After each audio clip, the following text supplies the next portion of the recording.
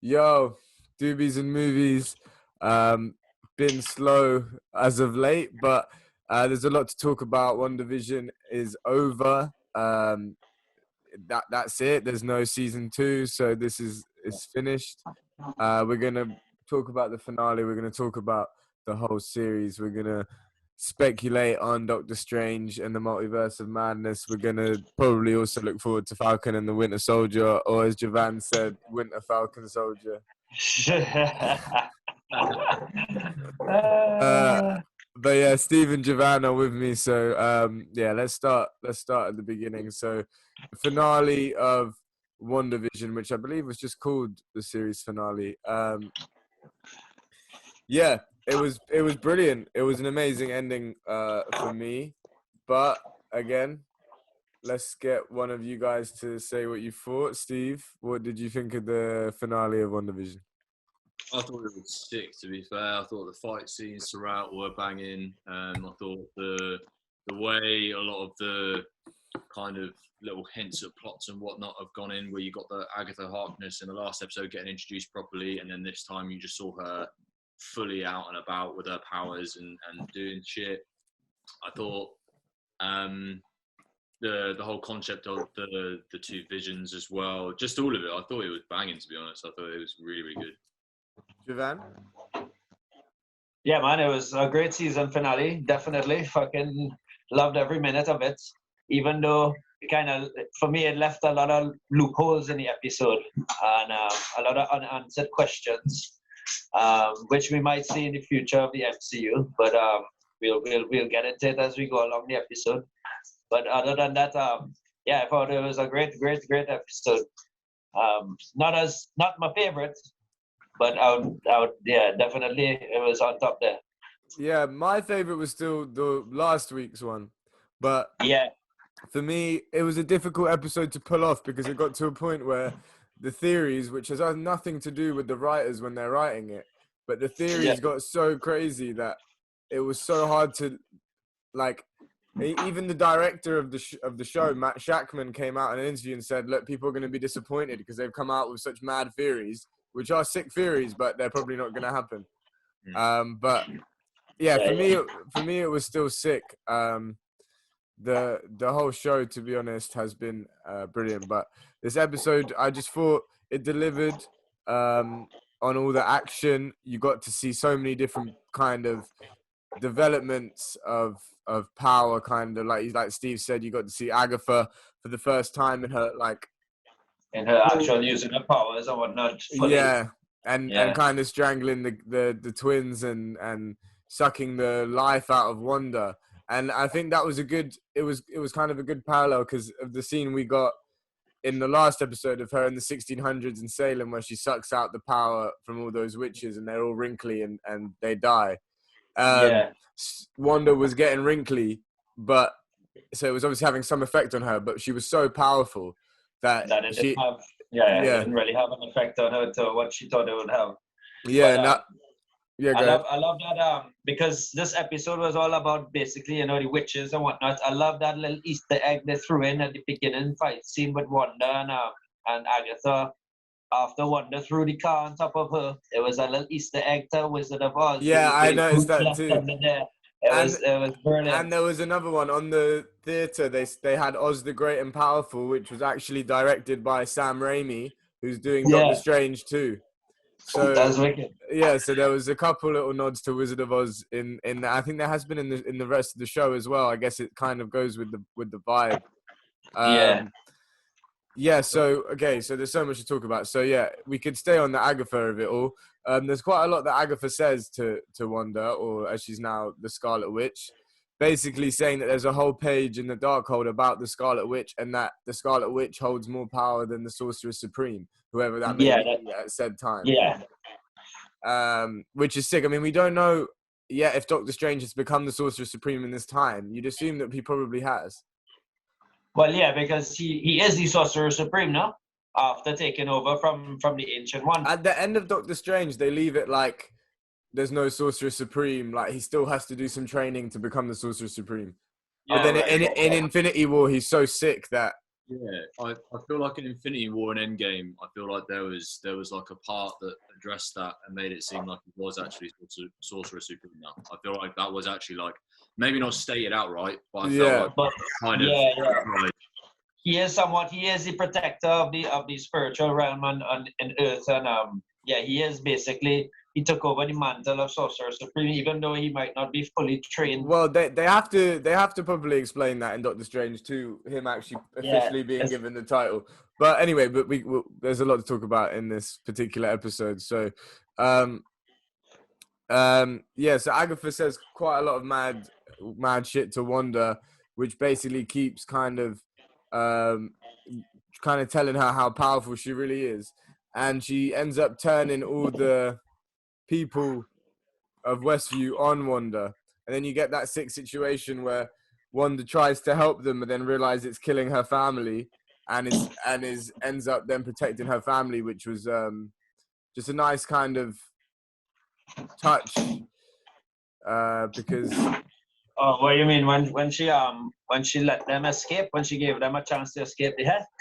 Yeah. Not when she, for a second, she was like getting rid of the Hex, and then she saw that her family would get a Vision and the twins were getting.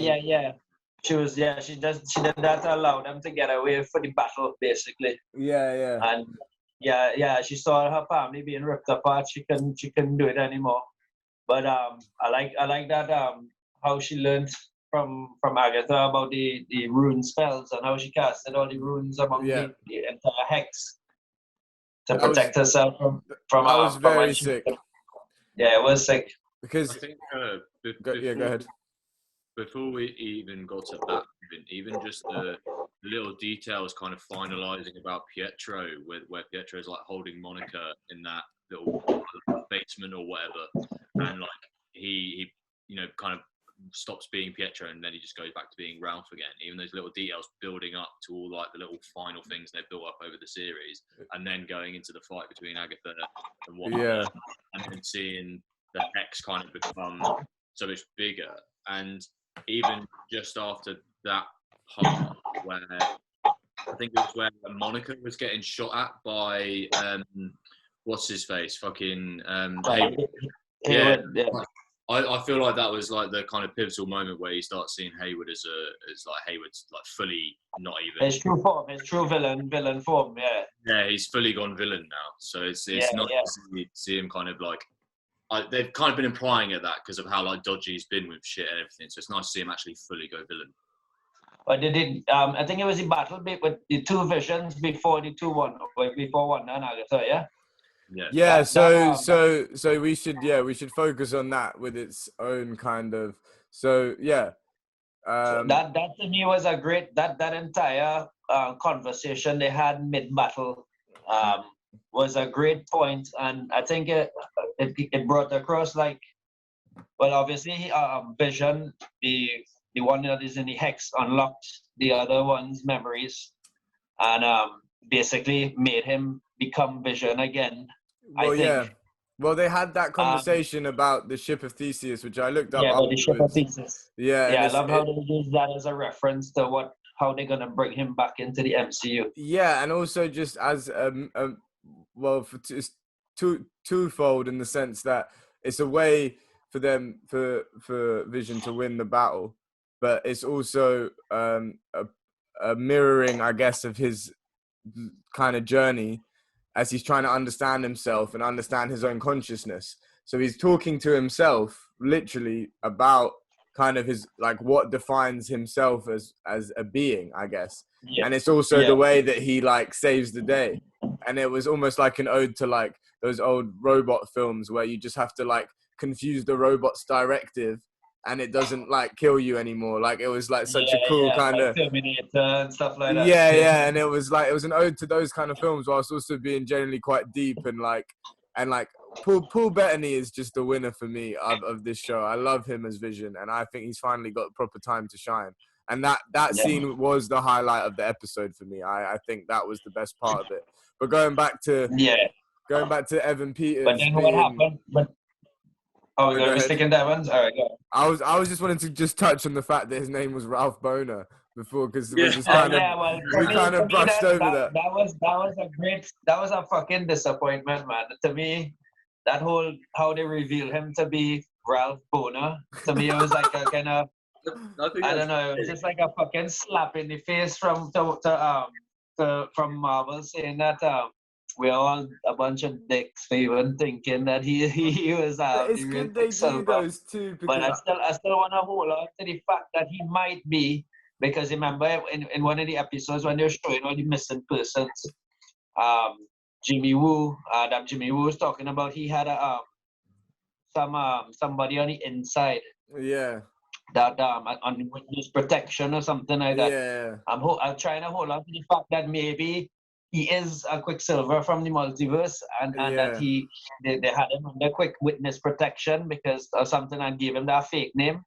Because how else would Wanda give him like a normal human being that power to run around that fast or whatnot without like actually causing him some physical damage? The only thing for me is one, I like that the fact that not everything pays off and there are red herrings, because otherwise it adds to that unpredictability that some things are actually like completely not what you think.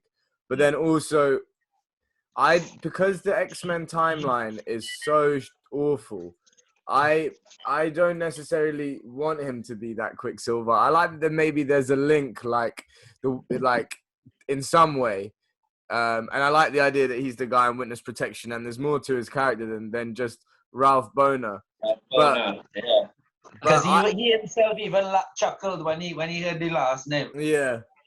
You know, so I still holding on to the fact that he has some importance in the MCU, but No, you never know. Maybe it was just like a little seal, like to show the viewers that Marvel and Fox have officially made the deal and whatnot. Maybe it could have been like a little thing to that. I think it was a mixture of everything. Like it worked within the show very well, and if that's all that it is, just something that really worked with the tone of WandaVision, then I'm happy with that. But if it ends up leading to something more, even in a very like background kind of subtle way, I'm also happy for that. I kind of leave these things to Marvel, and I do think that it would actually create more plot holes and issues to actually have him be the Quicksilver from X-Men than having him be Ralph Boner. But anyway, to move on from Ralph Boner. It turned out to be a silly dick joke by Marvel. I couldn't believe Marvel actually did that. Yeah, that's the thing. I was so impressed for Marvel to make a dick joke. I was so amazed by the whole thing. That reveal as well also felt to me like the Mandarin reveal in Iron Man 3. Oh, yeah. It kind of felt like that now. Like it was disappointment that he wasn't really who he said he was. See, I was actually disappointed with the Iron Man 3 one, but I was disappointed with this. But then to actually contradict the Iron Man 3 one, they did the short film, and now Mandarin's going to be the villain in Shang-Chi, and they're actually going to do him properly. So that one, now that disappointment's kind of gone. I mean, I'm not the biggest fan of Iron Man 3, but anyway. We got so yeah, that's what I'm talking. Yeah, Wiccan and Speed. We got to fully see a Speed Quicksilver-esque sequence where he even kind of takes the glasses from the guy, which is a bit similar to Evan Peters. See, on a weird one, I wouldn't even be surprised if an older version of Speed gets played by Evan Peters. Yeah, but I feel like now they've laid the foundation of that, because when Evan Peters got introduced as Pietro earlier on in the series, Speed was based off of him anyway. Like they wore the same costume to Halloween. Yeah. They've laid the foundation for that. So you're probably right. I feel like Evan Peters will just play an older Speed at some point. Wow, so much. Okay, so Steve briefly touched upon this, but Monica, obviously, after the whole Ralph Boner of it all, we get to see, and also after the Speed sequence, we get to see her powers kind of as she's getting shot, and it goes through her. So it's been quite interesting that as much as this has been an origin story for the Scarlet Witch, it's also been an origin story for Monica. And obviously her kind of arc culminates in the first post-credit scene, the mid-credit scene to be specific, where a Skrull says that a friend of Maria's wants to meet, which everyone is like 100% sure is Nick Fury. Nick Fury, yeah, definitely, and up in space or whatnot. Yeah, as it sort of build up, because WandaVision happens before Far From Home, and at the end of Far From Home, Nick Fury's shown to be in space, and having had been in space for a while. So there's a link here that I think Monica might end up being not only in Captain Marvel 2, but in Secret Invasion as well. But I guess we'll see where that goes. I mean, it's really nice. We can, like, now the series is over, we can take a second for Monica, who, as much as she was a kid in Captain Marvel, is pretty much like a new character in the series, and she has generally been really sick, and I'm looking forward to seeing her kind of develop throughout the MCU. Right, there's so much. What about the other Vision, or the Vision? What happened to him in the entire episode after that scene with he just disappeared? No, nothing. They never really. I guess he's gone, and he's. See, one part of me thought, is he just gonna blow himself up because he thinks that he has to eliminate Vision? But I don't know. He might have just gone off looking for something. I feel like now, at the end of that scene, like Vision touched the white one with the white ones, and unlocked his memories. Unlocked the Infinity Stone and everything in his head again, and made it all kind of link up. And then he was like, "I am Vision," and then he flew off. I personally feel like he's gonna go off, and he's gonna, like, I don't know, maybe even like attack Sword headquarters or something, because they were like tearing up his body and turned him into what he wasn't. Or maybe he's going to go off and unlock some shit and become Vision again. I don't know, but I imagine that's not going to be the last we see of that version. No, definitely. No, it's not. And Paul Bettany is not gonna stop being Vision. Yeah, I think we've got more from Paul Bettany in the Vision. How long we go, I don't know. I think we're going to hopefully get to this point in the MCU. And I feel we're kind of approaching that. But this feeling where anyone can just show up and pop up in anyone's thing, kind of like the comics felt. And at any point, you know, you could just be in some battle in anyone's show or anyone's film, and maybe White Vision shows up. Who knows? But, okay, so what have we not talked about? It was sick to see fucking Darcy be the one to. Saving the day, yeah, man. Darcy came and saved the day for sure last minute. Jimmy Woo had a little acting scene there too. She ran into him with a van and was just like, "Yeah, have fun in prison" or something. That was it. Yeah, that's exactly what she said. When we see Darcy again, who knows? The show's also done a good job at redeeming her. Like I said many times, quite an annoying character from phase 1 and 2 that they've redeemed now. And you kind of feel like you've grown with her a little bit. I love Jimmy Woo's little scene there too, where he pull out his little magic tricks and unlock the handcuffs and all of that. Jimmy Woo's just like the new and improved Phil Coulson. Like, and I really hope they keep him around and they keep him kind of making these kind of friendships with the heroes. And like, I looked up into his comic history. Like, he apparently starts different superhero teams himself, and there's a lot of different shows you could do with Jimmy Woo. We know there's been a spin-off pitched, like X-Files-esque spin-off pitched to Marvel about Jimmy Woo. So we'll see how it goes. Okay, so Wanda fully transforms into the Scarlet Witch, and we see what is, to me, one of the best comic to film outfits yet. Definitely, bro. That was fucking amazing, and I love when she was getting the crown over her head, which is obviously not gonna be a physical crown, so it's gonna be something like a psychic or some kind of magical crown that she will just appear whenever she wants. Yeah, and I just kind of loved how it referred to like almost that same shape of Magneto's helmet with the M. Yeah, that was sick. Yeah, no, as the way they were teasing the helmet slowly kind of coming in and her costume slowly coming in, it was so good. And then the whole time you see her like flying out of Westview in that costume. It was so like, it's interesting how they've done this one, because most heroes have had their origin in the first film, whereas we've seen Wanda be an Avenger, but now we're finally seeing her as the Scarlet Witch, and it was so sick. Like, it's something like I can't say I even, growing up, cared that much about the Scarlet Witch, and as I grew up and saw the stories, I saw they were sick. But still, when I see her flying in that costume, it's just the sickest thing ever. Yeah, it was. It really was.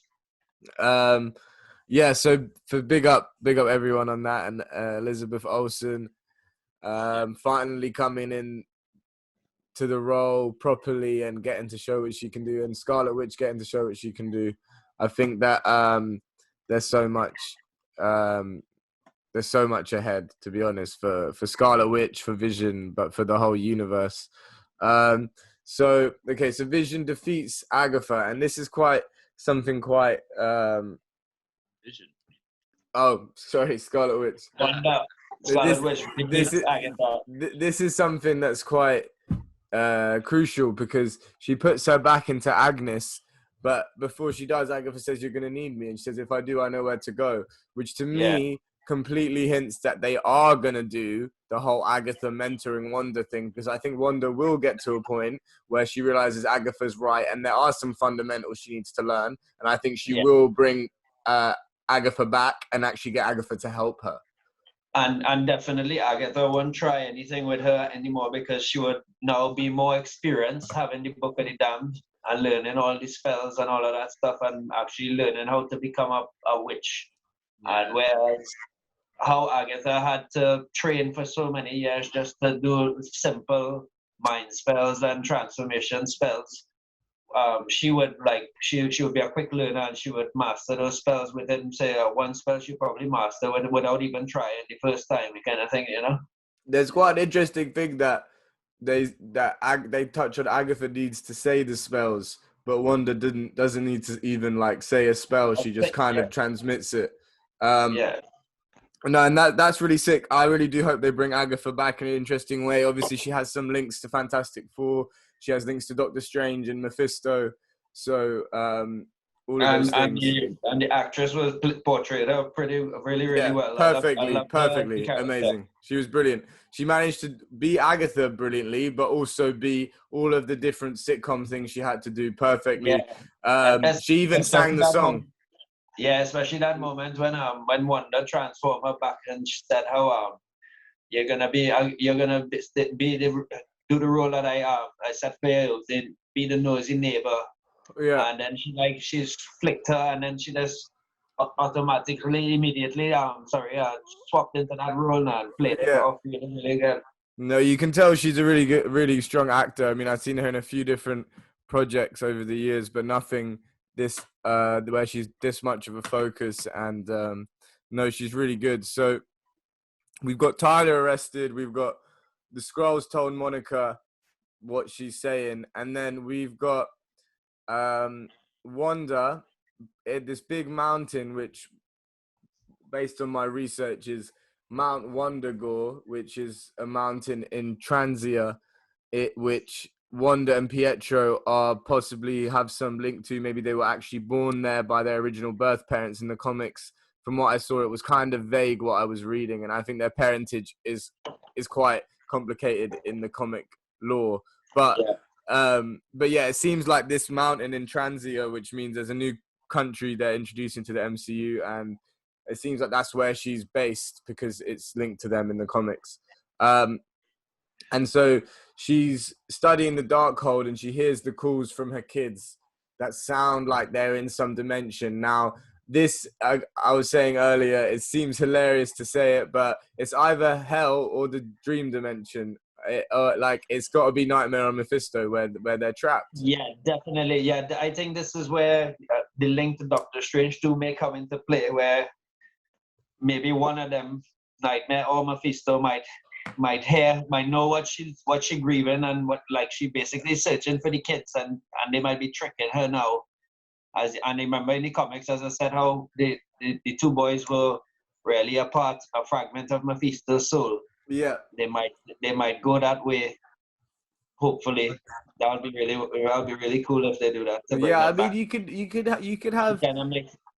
This is where she come and makes a deal with the devil to bring her two boys back, and he would basically give a fragment of his soul to make it happen, basically.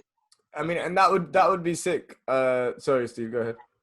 I was just gonna say, I think it's gonna be I think it's gonna be a shout out to Doctor Strange as well, because I don't know if you noticed, but in that scene where she's with the Darkhold and everything, I'm pretty sure they were playing the Doctor Strange theme tune. It was a very similar score. Like, Yes, you remember when he was like basically reading books in his sleep and stuff, studying in his sleep and whatnot. Exactly. And in Doctor Strange, the first one, I think that's what she was doing. She's outside, like sitting, relaxing, whatnot, and her mind is inside there, researching and learning all these spells and whatnot. Yeah. And I think because maybe as well, she's a new witch. She's not very trained in the arts of witchcraft. This is where she may get tricked from one of those two characters. Well, they could.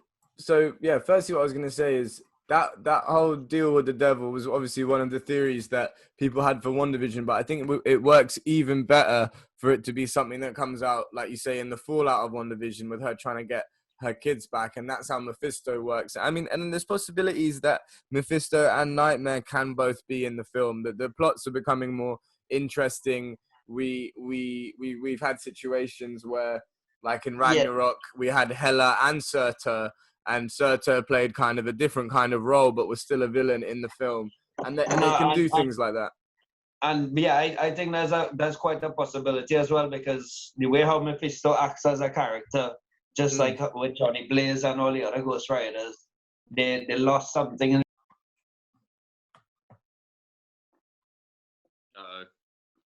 Sorry.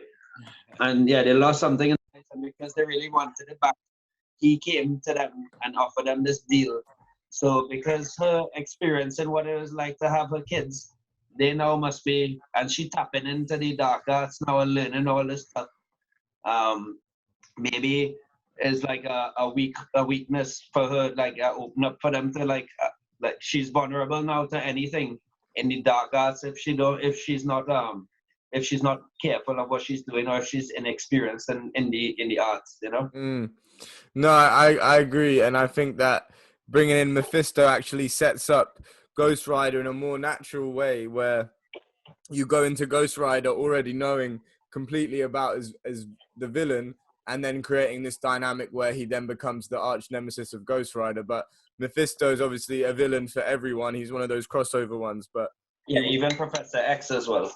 Yeah, he will set up Ghost Rider though, which I really do hope we see. Obviously, we got the Robbie Reyes version in Agents of S.H.I.E.L.D. And actually, going back to Agents of S.H.I.E.L.D., I do think this Darkhold does unequivocally end all those people that still think that Agents of S.H.I.E.L.D. is canon. I just want to see Agents of S.H.I.E.L.D. as like an alternative, very long episode of What If, which is what if Coulson came back to life. Yeah, well, yeah. And that's all that it needs to be. And so I think the Darkhold kind of puts all that to rest. I think it's a subtle way for Kevin Feige to put that all to rest. Moreover, on the Darkhold, I think that this is the book that was missing from the library in the Sanctum or whatever it was in Sanctum Sanctorium. Yeah.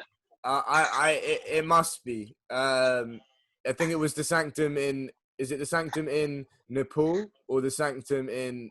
I don't know. They're all linked, but yeah. The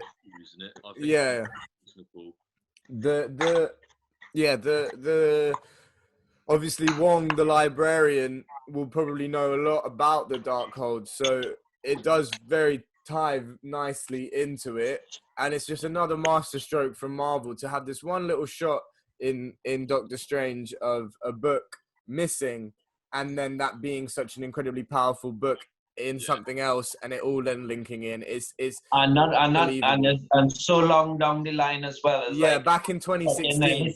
Exactly, it's so long.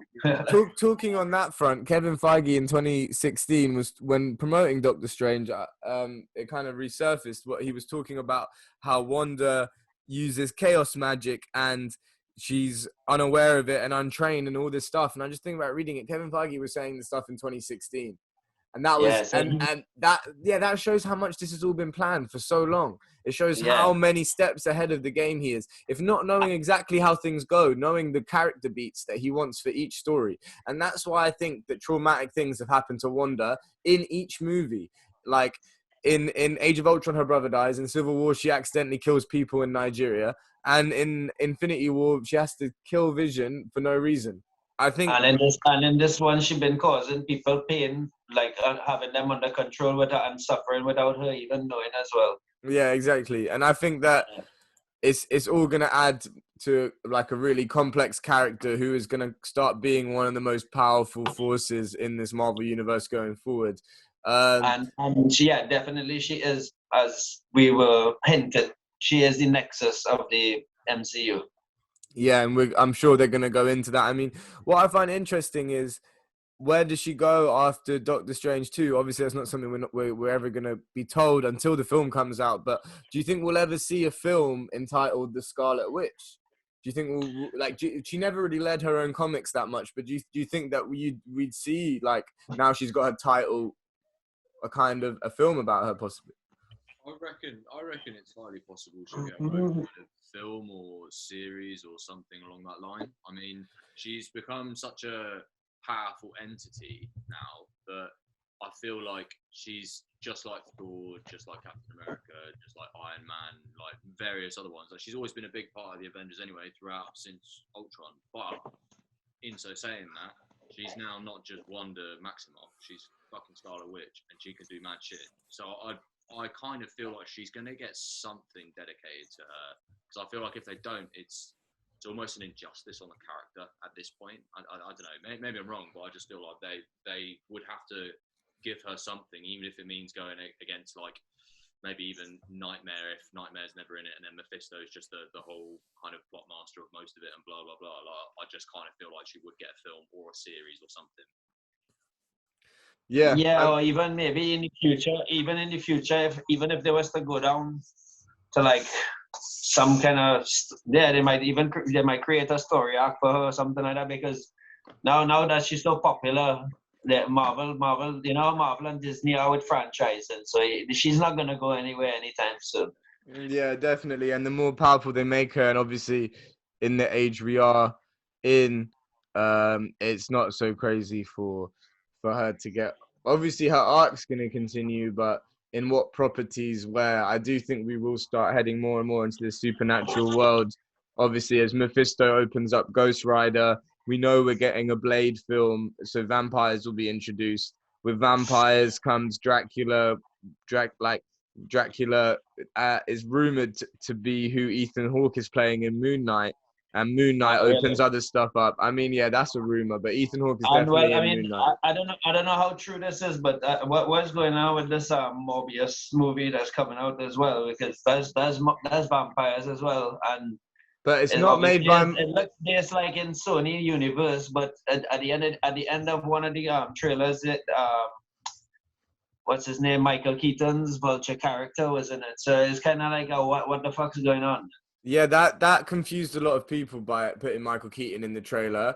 I think it's just something that Sony can do, because they actually technically still have the Spider-Man film rights, and Marvel can't do anything about it. If they want to put Michael Keaton's Vulture in it, Marvel can't actually stop them. But I think if that film was genuinely canon, then I think you would have heard it by now. And I think that I mean, and the whole idea of Jared Leto as Morbius just disgusts me. So I don't want to actually deal with Jared Leto on my screen anyway. I couldn't even get through Tom Hardy's Venom. His accent just annoyed me so much. Yeah, I know. It's fucking shit. Jared Leto as any kind of Marvel entity, just not acceptable. I hated him in Suicide Squad as Joker. I don't really like Jared Leto in general, to be honest. I think especially his portrayal as the Joker was the fucking uttermost shit in the world. Yeah, it was awful. He should have died. He should have died as that Joker, and Heath Ledger should have lived. Oh, that's savage. That's actually savage. Sorry, Jared. I agree. Heath Ledger was a fucking legend, and Heath Legend. Dark Knight will never ever be forgotten, and Suicide Squad Jared Leto as Joker will always be forgotten. But don't blame the man too much. I guess it's the writer's fault and all, so they can't blame him too much. Your moment of the, let's say, series, and your rating for the series and the rating for the episode, Steve? My moment Um, for this series, I'd say the moment for the series would probably be when they revealed Agatha Harkness, like when you got that kind of like black and white flashback of her, like, you know, pulling all the spells and everything when Wanda and Vision were at the talent show and all those kind of little bits.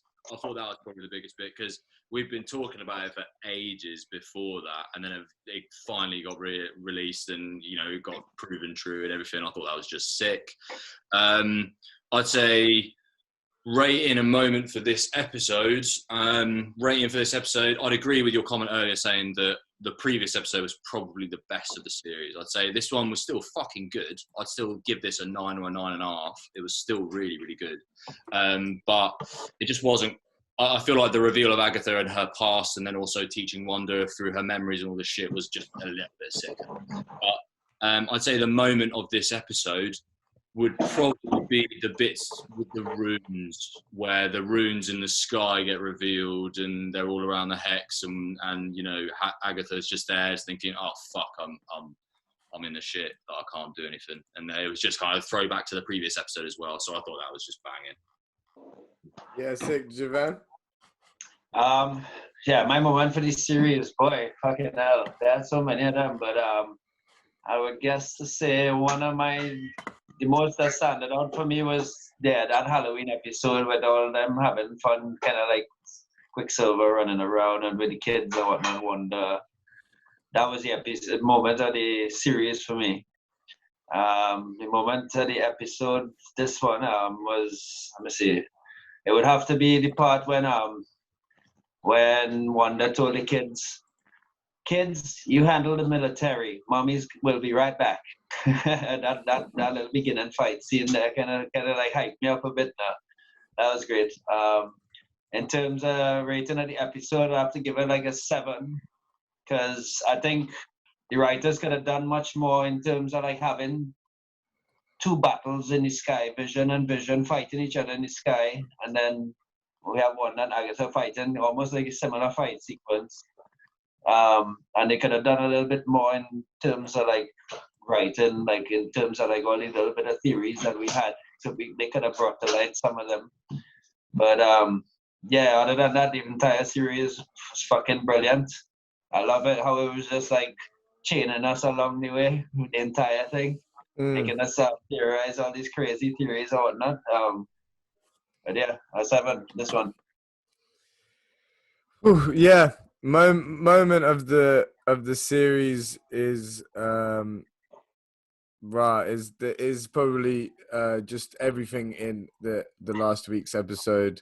I'm gonna give this week's episode a 9. My moment would probably be the Vision ships of Theseus thing, and yeah, I'm just, the whole show for me is a 10. Absolutely fantastic show. I wrote a review on the website. Check it. Big up, Mark.